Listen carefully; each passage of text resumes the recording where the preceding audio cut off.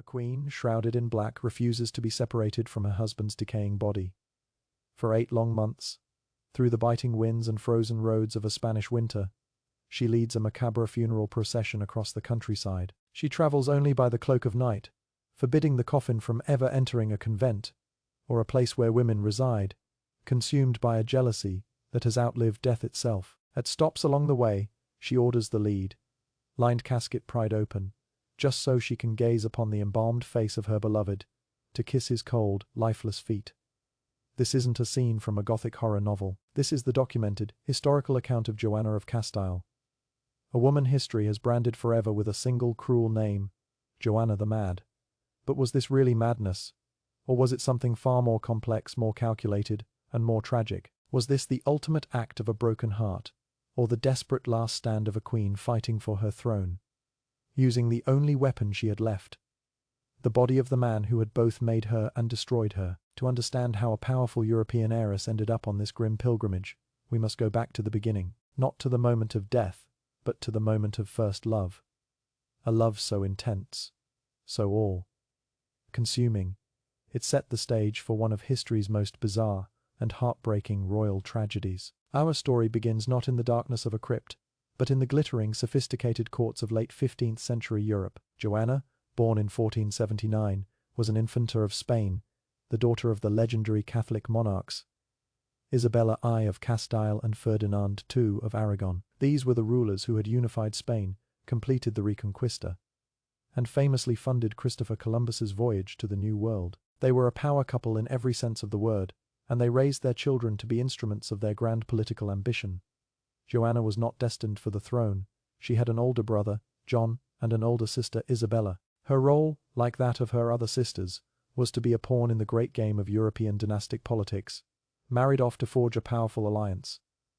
And the alliance her parents sought was with the Holy Roman Emperor, Maximilian I. The plan was a double wedding. Joanna would marry Maximilian's son, Philip, the Duke of Burgundy, and Joanna's brother, John, would marry Philip's sister, Margaret of Austria. This would create a powerful bloc against their shared rival France.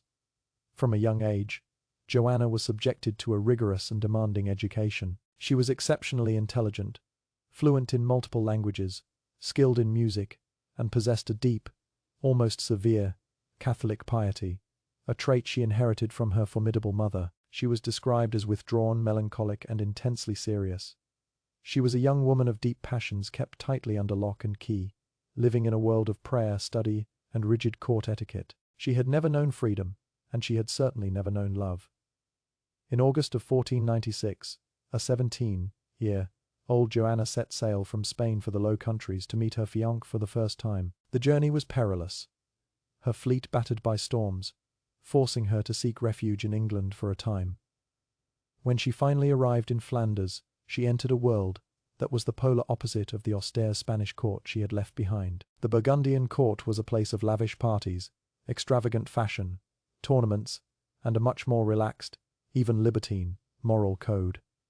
And at its center was her husband, to be the 18-year-old Philip. History remembers him as Philip the Handsome, and by all accounts the name was well earned.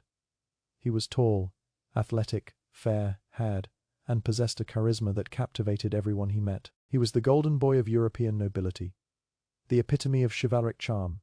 When Joanna, the serious, dark-haired Spanish princess, laid eyes on Philip, the charming, blonde duke, something ignited. The chronicles of the time are unanimous. It wasn't just attraction, it was a spontaneous combustion. Upon their first meeting, they were so instantly and powerfully drawn to each other that they demanded a priest be found immediately. They couldn't wait for the planned, public wedding ceremony. They were married that very same day in a private chapel, and according to the accounts they eagerly retired to consummate their union, a consummation that marked the beginning of an obsessive, all-consuming passion. For Joanna, who had only ever known the cold world of duty and prayer, Philip was a revelation. He unlocked a fervor in her she never knew she possessed.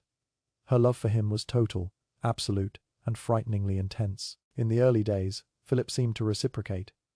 They were a stunning couple, and their physical chemistry was the talk of the court. Their first child, Eleanor, was born within a year, followed by a son and heir, the future Holy Roman Emperor Charles V.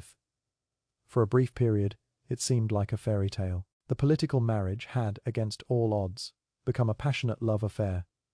But fairy tales rarely last in the brutal world of royal politics, and the very intensity of Joanna's love would soon become her greatest vulnerability. The cracks began to show almost immediately. Philip, while perhaps fond of his wife, was a product of his courtly environment. He was a notorious womanizer, accustomed to having his pick of ladies, in waiting and courtly admirers. He saw no reason why marriage should change his habits. For Joanna, whose entire world now revolved around her husband, his infidelities were not minor indiscretions, they were soul-crushing betrayals. Her intense love quickly curdled into an equally intense jealousy. The Spanish infanta, once quiet and reserved, began to erupt in furious, public rows with her husband. She would scream at him, confront his suspected lovers, and once, according to a court rumor, she even attacked one of his mistresses, with a pair of scissors, hacking off her hair. Her behavior was seen as scandalous in the sophisticated Burgundian court. A wife's duty was to turn a blind eye to such things. Joanna's refusal to do so, her raw, unfiltered emotional displays, were seen not as the reactions of a deeply wounded wife, but as signs of an unstable temperament. Philip, for his part, did little to soothe her. In fact, he seemed to use her jealousy against her. When she became too confrontational, he would punish her by locking her in her rooms, depriving her of his presence, which he knew was the one thing she craved above all else. He was learning how to control her, using her love as a leash, and all of this was happening against a backdrop of devastating news from Spain. Tragedy struck Joanna's family with the force of a battering ram. In 1497, her only brother John, the heir to the Spanish throne, died suddenly. A few months later, his posthumous child was stillborn. Then, in 1498, her older sister Isabella, Queen of Portugal, died in childbirth. Isabella's young son Miguel, who then became the heir to Spain and Portugal, died himself in 1500. In the space of 3 years, a cascade of death had cleared the line of succession. Suddenly Joanna, the third, born daughter who was never meant to rule, was the undisputed heir to the vast and powerful kingdoms of Castile and Aragon. This cataclysmic shift changed everything. Joanna was no longer just the Duke of Burgundy's wife, she was the future Queen of Spain, and her husband, Philip the Handsome, was now positioned to become a king. The stakes were raised immeasurably, and Joanna's emotional state was no longer a private marital issue. It was a matter of international political importance. In 1502, Joanna and Philip travelled to Spain to be officially recognized as the heirs. The journey was fraught with tension. Philip hated the stiff, formal Spanish court and longed for the pleasures of Burgundy. Joanna, back on home soil and pregnant with their fourth child, Ferdinand, felt the immense pressure of her new role. Her mother, the formidable Queen Isabella, watched her daughter with a growing sense of alarm. She saw Joanna's obsessive devotion to Philip and his casual cruelty towards her. She saw her daughter's emotional outbursts. Isabella began to worry.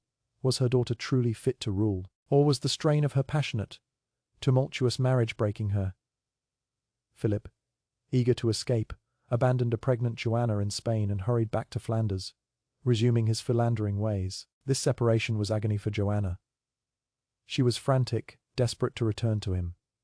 The stories from this period paint a picture of a woman unraveling. She would stare out the window for hours, pace her chambers, and plead with anyone who would listen to let her go to him. Her mother, perhaps trying to protect her, or perhaps trying to keep her under control, refused. This led to a famous and ugly confrontation, where Joanna screamed at the guards and demanded the gates of the castle be opened, remaining at the gate, refusing to eat or sleep, until she collapsed from exhaustion. Was this madness? Or was it the desperate act of a woman held captive, separated from the husband she loved, and the children she missed, while her own mother seemed to be siding against her? Isabella, already in declining health, was deeply troubled. In her last will and testament, a document that would seal her daughter's fate, she made Joanna her rightful heir in Castile. But she added a devastating clause: if Joanna were unwilling or unable to rule, her father, Ferdinand of Aragon, should act as regent. The will gave a name to Joanna's condition, speaking of her illnesses and passions.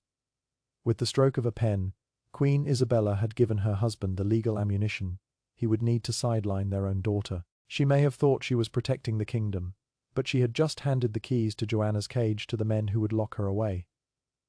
In November 1504, Queen Isabella died. Joanna was now Queen of Castile, one of the most powerful monarchs in the world, but she was a queen in name only. Two powerful men immediately began to vie for control of her kingdom, using her as their pawn, her father, Ferdinand, and her husband, Philip. Ferdinand, citing Isabella's will, immediately declared himself regent, claiming Joanna was too unstable to govern. He began minting coins with his face on them, effectively acting as king. Philip, back in Burgundy, was furious. He had no intention of letting his father-in-law usurp what he now saw as his own prize. He declared himself King Philip I of Castile by right of his wife. He began a campaign to discredit Ferdinand, while simultaneously spreading rumors about Joanna's mental instability to justify his own control over her. Joanna was caught in a brutal tug-or between the two most important men in her life. Both claimed to be protecting her, but both were transparently motivated by their own ambition. They saw her not as a queen, but as a title, a key to unlock the Castilian treasury and army. In 1506, Philip and Joanna set sail for Spain to claim their throne. Their arrival set the stage for a tense standoff with Ferdinand. The Castilian nobility, tired of the stern Aragonese Ferdinand, largely flocked to the banner of the young, charismatic Philip. Seeing his support evaporate, Ferdinand was forced to back down. He met with Philip, and in a secret agreement, they both agreed that Joanna was incapable of ruling due to her infirmities. They formally agreed to exclude her from all government, to share power, and to keep her condition a secret. Philip had won. He had outmaneuvered his father-in-law and secured the crown. He had everything he ever wanted. His victory, however, would be short-lived. Joanna, when she discovered the betrayal, was enraged. She refused to ratify the agreement, declaring, "My father has no right to interfere in the kingdom my mother left me, and it is my will that my husband should not be a king either, but only my lawful administrator." This was not the rambling of a madwoman. This was a clear, lucid statement from a queen asserting her own authority. For a moment, she held her ground, a flicker of the iron will of her mother. But she was alone, surrounded by Philip's court, with no allies of her own. The pressure was immense. Now in full control, Philip and his coterie of Flemish courtiers began to rule Castile as their personal fiefdom, plundering its wealth and alienating the local nobility. Joanna was, for all intents and purposes, his prisoner, confined to a palace in the city of Burgos, while he enjoyed the fruits of his new kingdom. Their relationship had deteriorated completely. He was king, and he no longer needed to pretend to care for her. He flaunted his affairs openly, treating her with contempt. Joanna, trapped and betrayed, could only watch, her grief and rage simmering. And then in September of 1506, just a few months after achieving his ultimate ambition, Philip the Handsome, the vibrant, athletic 28-year-old king, fell ill. It started after a long, strenuous game of pelota, a forerunner of tennis. He drank a large quantity of cold water while overheated, and soon developed a high fever, a rash, and intense pain. Doctors were summoned, but their remedies of bleeding and purges were useless. His condition worsened rapidly. Within 5 days, the golden boy of Europe, the charismatic king, was dead. The official cause was a sudden, virulent fever, likely typhoid.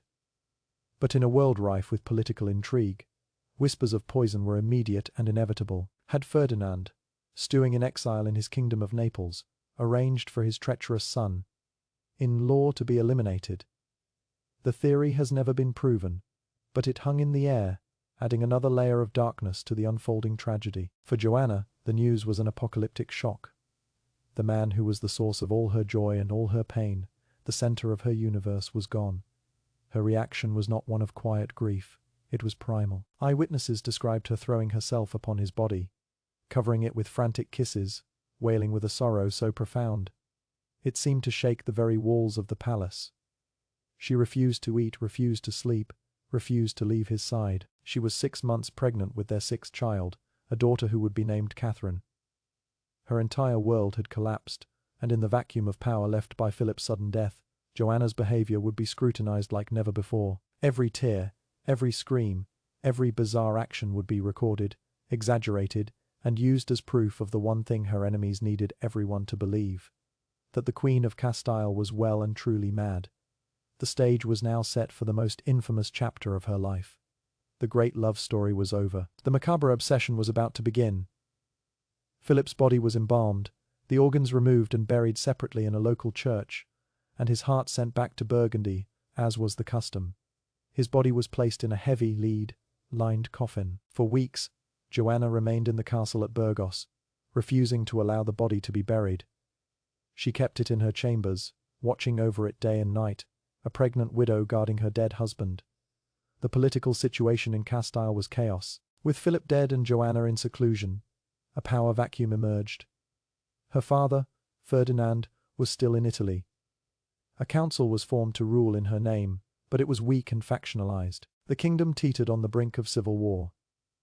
The council members pleaded with Joanna to sign documents, to take charge, but she was lost in her own world of grief. She would either ignore them or lash out, suspicious of everyone. Her only focus was the casket. She decided that Philip should not be buried in Burgos. He was a king, and he deserved to be laid to rest in the royal crypt in Granada, alongside her own mother and father in the place they had designated. This on the surface was a perfectly reasonable and pious wish, but the way she chose to carry it out was anything but. In December 1506, 3 months after Philip's death, Joanna gave the order. The procession would begin, and it would be a procession like no other. On a bitter winter's night, the heavy coffin was loaded onto a carriage drawn by 4 horses. Joanna, dressed head to toe in mourning black, mounted her own horse, surrounded by a solemn guard of courtiers, soldiers, and chanting monks carrying torches that flickered against the oppressive darkness. The strangest royal tour in history began. This is where the story of Joanna the Mad solidifies, where legend and fact blur into a horrifying spectacle. Her journey was not a direct one. It was a slow, meandering crawl through the heart of Castile during the harshest part of the year, and it was governed by a set of bizarre, unshakable rules that Joanna herself imposed. The first and most important rule: the procession would only travel at night. At dawn, they would stop, taking shelter in whatever monastery or castle would have them, and the coffin would be brought inside and placed in the church, where a constant vigil was kept. As soon as dusk fell, they would set out again, a ghostly parade moving through the sleeping landscape. This nocturnal travel was partly practical. It was said that Joanna, as a queen, should not be seen in such a state of public grief, but it also added to the funereal, almost supernatural atmosphere of the entire affair. The second rule was even stranger, born from the jealousy that had plagued her in life, and now haunted her in death. Joanna decreed that the coffin was never, under any circumstances, to be taken into a nunnery or a convent. No woman, not even a consecrated nun, was to come near her husband's body. On one occasion, the procession stopped for the night at a monastery, only for Joanna to discover the next morning that it was a convent of nuns, not a monastery of monks. She flew into a rage, ordering the coffin to be taken out of the church immediately and placed in the open courtyard, despite the freezing weather, until they could depart that evening. Her jealousy was so powerful, so absolute, that it extended beyond the grave, terrified that even the ghost of Philip might be tempted by the presence of other women. This was the behavior that cemented her reputation. This was the story that traveled faster than the procession itself, whispered in taverns and courts across Spain and all of Europe. The Mad Queen, jealous of the dead. Throughout the journey, which would stretch on for an agonizing 8 months, Joanna's obsession with the physical remains of her husband grew. Periodically, she would command the procession to halt, and in a solemn torch-lit ceremony, she would order the heavy lid of the lead casket to be pried open. The chronicles written by men who were there described these moments with a kind of horrified awe. She would gaze at the decaying, embalmed face of her once handsome husband. The embalming process at the time was imperfect, and the stench of decay, masked by perfumes and spices, must have been ever present. Yet, she seemed not to notice. She would reach in and touch his skin. Some accounts, likely embellished but rooted in this truth, claim she would kiss his feet, seeking some final physical connection to the man she had lost. Imagine the scene: a heavily pregnant queen, in the dead of a Spanish winter, on a desolate road, surrounded by flickering torches, demanding a coffin be opened, so she can look at a corpse. It's a powerful, terrifying image. It's the very definition of Gothic. But we must ask the question again: was it madness? Consider her state of mind. She was pregnant, hormonal, and sleep, deprived from the nocturnal travel. She had just suffered the most profound trauma of her life. She was surrounded by ambitious men she correctly did not trust. In her world, the only thing she had left, the only thing that was truly hers, was her husband's body. It was her symbol of loss, but it was also her symbol of power. As long as she possessed the body of the dead king, she retained a certain authority. No one could fully usurp her while she was engaged in this ultimate act of royal piety, burying her husband. Her bizarre procession was, in its own strange way, a political act. It kept her at the center of attention. It kept her moving, preventing her from being isolated and locked away. It was a public performance of grief, so extreme that no one dared interfere. It was a way of holding on to her husband, yes, but it was also a way of holding on to her crown. She was demonstrating her rights as his widow and as the Queen of Castile. It was an act of profound grief, certainly. It was likely a symptom of severe depression and what we might now call post-traumatic stress disorder. But to simply label it madness is to ignore the complex web of psychological trauma and political calculation that lay beneath it. In January 1507, in the town of Torquemada, the grueling journey was forced to a halt. Joanna went into labor. In a cold, draughty roadside castle, she gave birth to her sixth and final child, Catherine. There was no comfort, no ceremony. As soon as she was able, she wanted to resume the journey. But by now, the situation in Castile was untenable. The kingdom was descending into anarchy and plague was sweeping the land. Her father, Ferdinand, was on his way back from Italy. He arrived in Spain later that year and went to meet his daughter. He found her and her strange, nocturnal court camped outside a town. He didn't greet her as a grieving daughter or as the Queen of Castile. He saw a political problem that needed to be solved. He took control. He gently but firmly disbanded the funeral procession. He sent the coffin ahead to Granada, where it was finally unceremoniously laid to rest in the royal chapel, ending its 8-month long journey. Philip the Handsome was finally buried, and with his burial, Joanna's last vestige of freedom was buried too. Her father had her escorted to the royal palace in the small, isolated town of Tordesillas, overlooking the River Darro, a palace that would become her prison for the rest of her life. He established a regency, declaring his daughter unfit to rule. He issued strict orders for her confinement. She was allowed a small retinue of keepers, whose job was to ensure she never left. Her youngest daughter, Catherine, was confined with her, a companion in her gilded cage. For the next 9 years, Ferdinand ruled Castile in his daughter's name. When he died in 1516, Joanna's own son, the 16-year-old Charles, arrived in Spain from Flanders to claim his inheritance. He had not seen his mother since he was a small child. He went to Tordesillas to meet her. He saw not a queen, but a convenient justification for his own power. He did not free her. Instead, he reinforced her imprisonment. He co-ruled with her in name, signing documents as Charles, King of Spain, and his mother, Queen Joanna. But she remained a queen only on paper. Charles kept her locked away in Tordesillas, ensuring she could never be used as a rallying point for rival factions. He visited her only a handful of times over the next 4 decades. For 46 years, Joanna of Castile, the rightful Queen of Spain, remained a prisoner in that palace. She outlived her husband, her father, and most of her contemporaries. Her world shrank to a few dark rooms, her only companions her daughter Catherine, until Catherine was married off, and the keepers who were her jailers.